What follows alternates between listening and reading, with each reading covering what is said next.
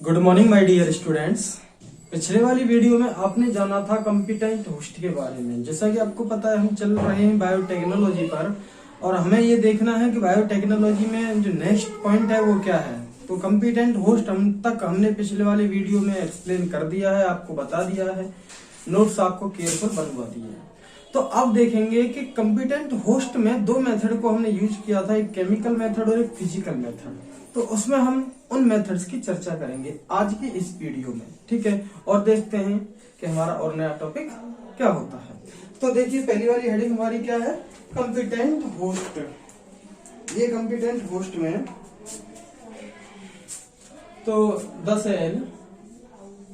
Cell is made competent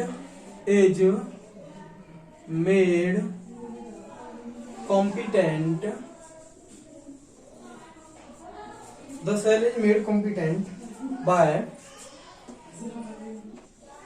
two methods.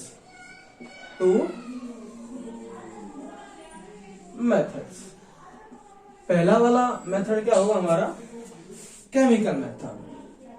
Chemical method के बारे में देखते हैं, केमिकल मेथड, ठीक। केमिकल मेथड जो है इसका हमारा फर्स्ट पॉइंट ये है कि जो सेल होती है उनको हम ट्रीट करते हैं। बिल्कुल सही स्क्रीन चल रही है, ठीक है। मैं स्क्रीन को देखने आया था अभी।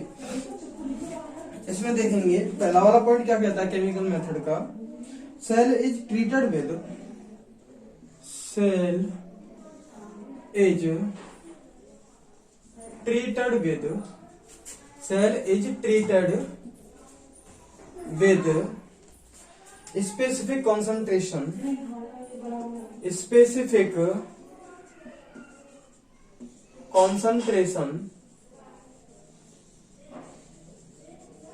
specific concentration of a divalent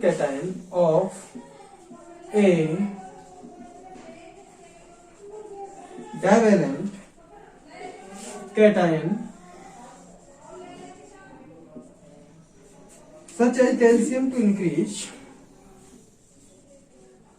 such as calcium to increase pore size in cell wall. Pore size in cell wall. ये वाला पॉइंट क्या कह रहा है, इस वाले पॉइंट को हम समझेंगे। देखिए कॉम्पिटेंट का मतलब क्या है, मैंने पिछले वाली वीडियो में आपको एक्सप्लेन कर दिया है कि what is the competent, what is the ability of competency. Competent एक ऐसी सेल को कहते हैं, ये सेल है, इसमें कोई डीएनए का हमारा पार्ट है बाहर। नॉर्मल डीएनए का ये टुकड़ा, डीएनए ये जो है नॉर्मल इस सेल के अंदर नहीं जा सकता, लेकिन सेल को हम इस तरह बना दें कि हम अपने डीएनए को सेल के अंदर एंट्री करा सकें। तो सेल की इस एबिलिटी को क्या कहेंगे, कॉम्पिटेंट, कॉम्पिटेंसी कहेंगे। तो उस सेल को हम क्या कहेंगे, कॉम्पिटेंट सेल। बोले तो हम जब सेल फॉरेन डीएनए को लेने के लिए तैयार हो जाती है तो उस सेल को हम क्या कहेंगे, कॉम्पिटेंट सेल। और सेल की उस एबिलिटी को क्या कहेंगे, कॉम्पिटेंसी। तो पहला वाला दो तरीके हैं इसके मेथड, दो मेथड होंगे। पहला वाला है केमिकल मेथड और दूसरा वाला है फिजिकल मेथड। तो केमिकल मेथड का पहला वाला पॉइंट ये है कि सेल को हम स्पेसिफिक, सेल के चारों तरफ कॉन्सेंट्रेशन कर देते हैं डाइवेलेंट कैटायन की। जैसे कि कैल्शियम है, कैल्शियम आयंस बहुत ज्यादा कर देंगे सेल के चारों तरफ। जब सेल के चारों तरफ कैल्शियम आयंस बहुत ज्यादा हो जाएंगे तो सेल वॉल में जो पोर्स होते हैं, छोटे छोटे जो छेद होते हैं, वो क्या हो जाते हैं, वो चौड़े हो जाते हैं, जिससे कि हमारे डीएनए के अंदर जाने के चांसेस ज्यादा हो जाते हैं। पहला वाला पॉइंट समझ में आया। मैं दूसरी बार बता रहा हूं कि सेल के चारों तरफ कैल्शियम आयंस की कॉन्सेंट्रेशन ज्यादा कर देंगे, जिससे कि सेल वॉल में हमारे छेद होते हैं, पोर होते हैं, वो इंक्रीज हो जाते हैं, जिससे हमारा डीएनए आसानी से अंदर जा सकता है। ठीक है, ये बात आती है। नेक्स्ट वाला पॉइंट जो है केमिकल मेथड का, वो क्या कह रहा है वो देख लेते हैं। The cells are incubated with, दूसरा वाला point, the cells are incubated, the cells are incubated with recombinant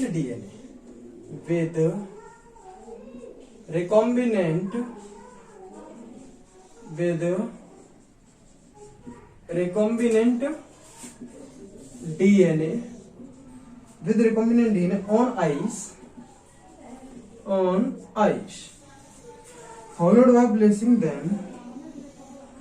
followed by placing them briefly, placing them briefly at 42 degrees Celsius, and then putting it back, and then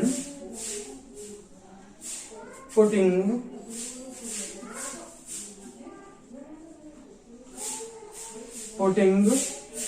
it back on ice. This is called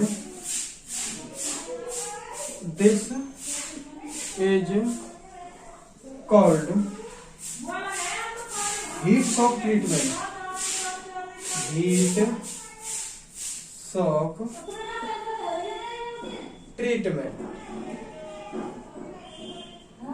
This is called heat shock treatment. ये देख लेते हैं। The bacteria now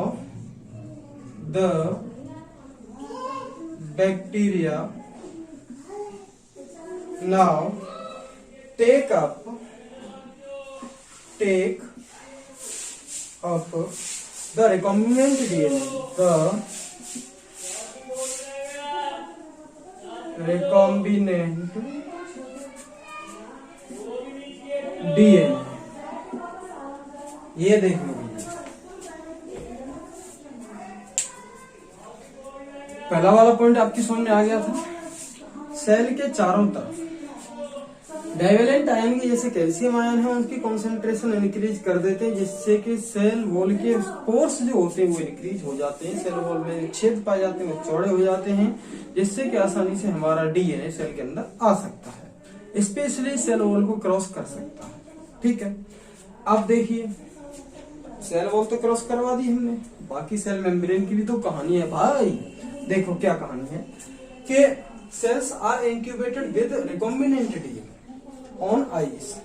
cell को recombinant DNA के साथ, recombinant DNA का मतलब है ये वाली सेल, और यहाँ पर जो पाया जा रहा है ये हमारा, इसको हम क्या कहेंगे आर डीएनए। आर डीएनए का मतलब रिकॉम्बिनेंट डीएनए, क्योंकि इसमें ये वाला पार्ट जो है हमारा, हमारे डिजायर्ड डीएनए का लगा हुआ, हमारा जो यूजफुल डीएनए है उसका ये पार्ट टुकड़ा डीएनए लगा हुआ है, और दूसरा पूरा डीएनए है जो प्लाज्मिड वाला है। अब इसको हमें अंदर करना है, तो रिकॉम्बिनेंट डीएनए को और सेल को हम क्या करेंगे, किसमें कर रख देंगे, आइस में रख देंगे, बहुत ठंडा कर देंगे। ठीक, ये सेल है, सेल का अंदर ये अलग डीएनए था इसका, इसको हमने कहाँ पे रख दिया, सेल को, और इस आर डीएनए को फोकस हमारा किस पे है, दो पे, ये एक सेल पर और एक हमारे ये आर डीएनए जो है, इनको दोनों को कहाँ पे रख दिया हमने, आइस में रख दिया, बर्फ में रख दिया, इनको फ्रिज कर दिया, ठंडा रख कर दिया इनको। फिर एक साथ इनको निकालेंगे और कुछ देर के लिए 42 डिग्री सेल्सियस टेम्परेचर देंगे, यानी कि हीट शॉक देंगे। कुछ समय के लिए 42 डिग्री सेल्सियस देंगे। जैसे ही कुछ समय के लिए 42 डिग्री सेल्सियस जाएगा, एक साथ आइस में होने के बाद सेल इतने में अपने आप को संभाले, इतने में ये हमारा रिकॉम्बिनेंट डीएनए इसके अंदर चला जाएगा, और वापस इसको फिर किसमें रख देंगे, आइस में रख देंगे। तो इसलिए इसको हम क्या कहेंगे, हीट शॉक ट्रीटमेंट। इसको हम क्या कहेंगे भैया, हीट शॉक ट्रीटमेंट कहेंगे। ठीक है, क्लियर होगी कहानी। दोबारा बता रहा हूं इस वाले पॉइंट को कि सेल को और रिकॉम्बिनेंट डीएनए को हमने आइस में रखा, सेल इनएक्टिव होने लग गई धीरे धीरे, और फिर अचानक हमने 42 डिग्री सेल्सियस टेम्परेचर दे दिया, तो सेल इतने में अपने आप को संभाल पाती, रिकॉम्बिनेंट डीएनए अंदर चला गया, ऐसे खोल देंगे रिकॉम्बिनेंट डीएनए अंदर चला जाएगा, तुरंत फिर सेल अपने आप को ढंग से संभाल, उससे फिर हम क्या करेंगे, उसे आइस में अगेन रख देते हैं। तो इसको हम क्या कहेंगे, हीट शॉक ट्रीटमेंट कहते हैं। तो जब भी क्या हो जाता है, बैक्टीरिया अब रिकॉम्बिनेंट डीएनए ले लेता है। ठीक है, इस प्रोसेस में बैक्टीरिया रिकॉम्बिनेंट डीएनए को ले लेगा। बैक्टीरिया का मतलब ये वाली सेल रिकॉम्बिनेंट डीएनए को ले लेगी। तो ये तो हमारा था भैया केमिकल मेथड। अब दूसरा जो आता है वो कौन सा मेथड आता है, फिजिकल मेथड। क्योंकि हमें कॉम्पिटेंट सेल बनाना है। एक केमिकल मेथड था, दूसरा वाला क्या लेंगे हम, फिजिकल मेथड। ठीक है, ये देखेंगे भैया फिजिकल मेथड, और देख लो आप फिजिकल मेथड क्या होता है।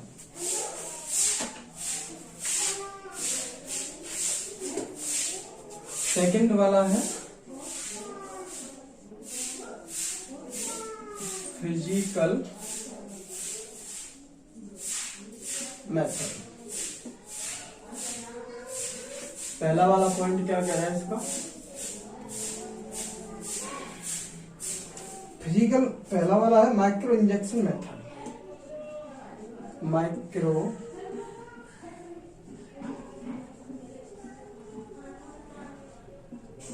Injection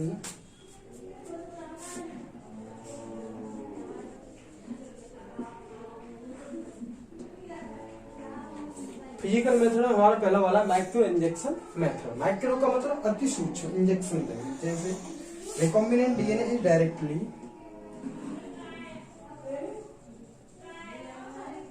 recombinant DNA is directly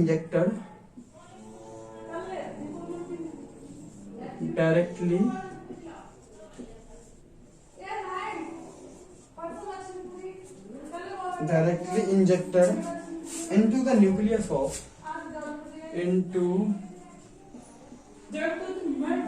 the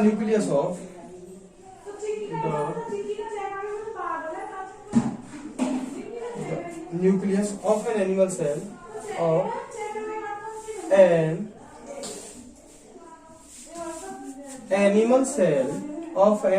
cell of micropipettes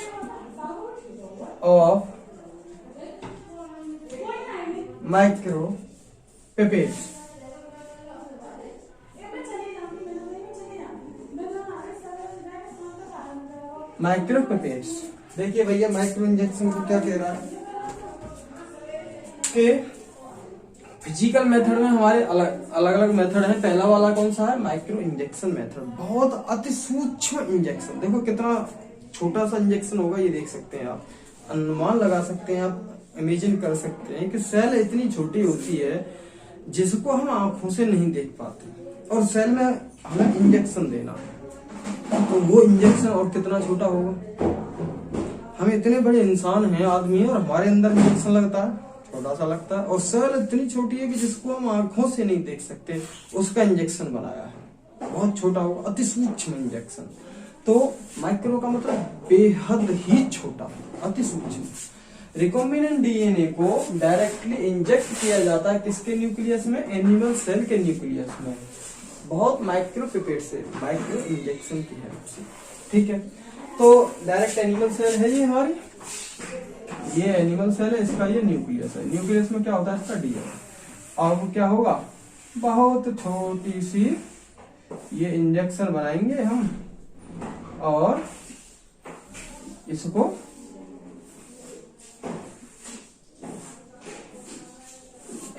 यहाँ पर रिकॉम्बिनेंट डीएनए भरेंगे और इसको इंजेक्शन को लगा देंगे इसमें एनिमल सेल में, सीधी बात ये। ठीक है, तो पहला वाला मेथड आपकी क्लियर समझ में आ गया। अब लेते हैं दूसरा वाला मेथड। ये क्या, बायोलिस्टिक और जीन गन मेथड। दूसरा वाला मेथड देख लीजिए, बायोलिस्टिक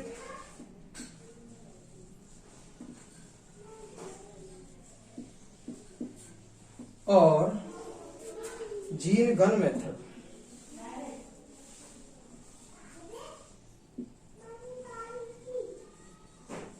बायोलिस्टिक और जीन गन मेथड। इसमें देखते हैं cells are bombarded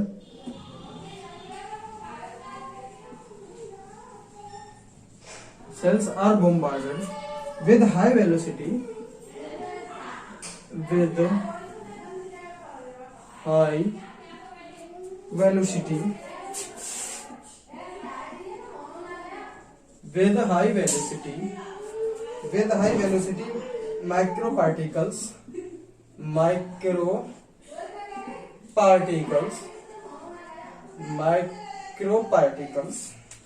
of gold or tungsten coated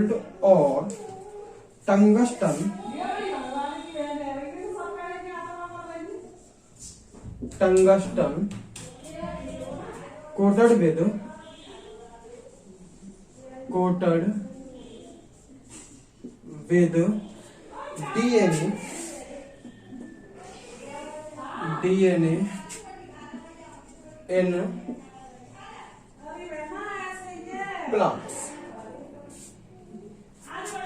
दूसरा वाला देखिए भैया, दूसरा वाला पॉइंट क्या कह रहा है, ये स्क्रीन पे पूरे पे दिख रहा है ना कॉर्नर से भी? हाँ बिल्कुल ठीक है, बहुत अच्छे तरीके से दिख रहा है। दूसरा वाला देखिए, दूसरा वाला फिजिकल मेथड हमारा क्या कह रहा है वो देख लेते हैं। दूसरा वाला ये कह रहा है भैया कि बायोलिस्टिक और जीन गन मेथड, यानी कि जीन को खुद बंदूक की तरह इस्तेमाल करेंगे कि उसमें अंदर हमारे प्लांट सेल में चली जाए। जैसे कि एक ये डायग्राम देखें, ये मान लीजिए प्लांट सेल है, ठीक है, यहाँ पर डीएनए का पार्ट पड़ा हुआ है, डीएनए पड़ा हुआ है, इसके चारों तरफ इसको कोटेड कर देंगे हम, किससे? या तो टंगस्टन से कोटेड कर देंगे या फिर गोल्ड से कोटेड कर देंगे, ठीक। अब जब ये जीन कोटेड हैं, यानी कोटिंग तो आप समझ रहे होंगे, जैसे आपने देखा होगा कि बहुत ही आर्टिफिशियल ज्वेलरी जो आती है उसमें कोटिंग होती है गोल्ड की, इसमें तो ये कोटिंग होती है बहुत ही पतली चादर सी होती है, जो उसके ये कहते हैं ना भाई पानी फिरो यहाँ पे, तो वो आती हैं, क्या कहते हैं, चैन आती हैं गोल्ड की, आर्टिफिशियल जो चैन आती हैं, वो होती तो सिल्वर वगैरह की या पीतल वगैरह की होंगी, उसके ऊपर जो है गोल्ड का हम क्या कोटिंग कर देते हैं, जिससे हमें ऐसा लगता है भाई ये सोने की चैन है। तो ऐसे ही यहाँ पर देखेंगे कि इसकी कोटिंग कर देते हैं गोल्ड की या टंगस्टन की। टंगस्टन गोल्ड की इसलिए कोटिंग करते हैं क्योंकि ये जो है सेल वॉल या सेल मेम्ब्रेन इनसे रिएक्शन नहीं करती है, इनको रोकती नहीं है, ठीक। अब क्या होगा कि cells are bombarded with high velocity microparticles of gold or tungsten coated with DNA in plants। जब हम इस डीएनए पर, जो हमारा डिचाइल्ड डीएनए है, उस पर हम क्या कर देते हैं, कोटिंग कर देते हैं गोल्ड की और टंगस्टन की, फिर बहुत सारे डीएनए के पार्टिकल्स कोटिंग किए हुए हम सेल पर डालते हैं, तो भैया कुछ तो पार्टिकल अंदर जाएंगे। तो बम्बार्डमेंट से भी हमारा क्या होता है कि हम अपना आर्टिफिशियल डीएनए सेल के अंदर पहुंचा सकते हैं, ठीक है। तो ये दूसरा मेथड था, फिजिकल मेथड का दूसरा मेथड था, बायोलिस्टिक मेथड और जीन गन मेथड। अब इसका एक और पॉइंट रह गया है, उसको और देख लेते हैं कि वो क्या कहना चाह रहा है, ठीक है। थर्ड वाला पॉइंट हमारा ये देखिए भाई, disarmed pathogen, disarmed pathogen, disarmed pathogen vectors are also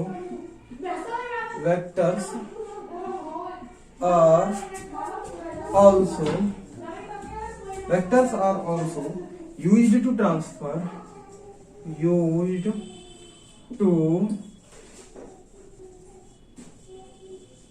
transfer RDNA like like agrobacterium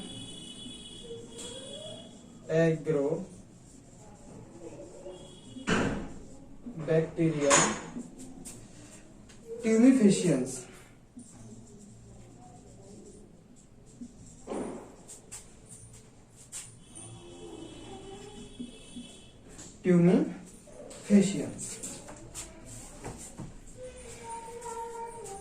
अब देखिए क्या कहानी होती है भैया। डिसआर्म्ड पैथोजन, ऐसे पैथोजन जो नुकसान नहीं पहुंचाते। डिसआर्म्ड को यानी कि जो नुकसान नहीं करेगा। जैसे हमारी ये सेल है, ठीक है, और यहां पर ये क्या है, दूसरी सेल है, दूसरा वेक्टर, ये हमारी प्लांट सेल है। मान लीजिए ये हमारी प्लांट सेल है और ये है हमारा बैक्टीरियम। मैंने आपको बताया था बैक्टीरिया जब एक होता है तो उसे हम क्या कहेंगे, बैक्टीरियम कहेंगे, और जब कई ज्यादा होते हैं यानी प्लूरल होता है तो उसे हम क्या कहते हैं, बैक्टीरिया कहते हैं।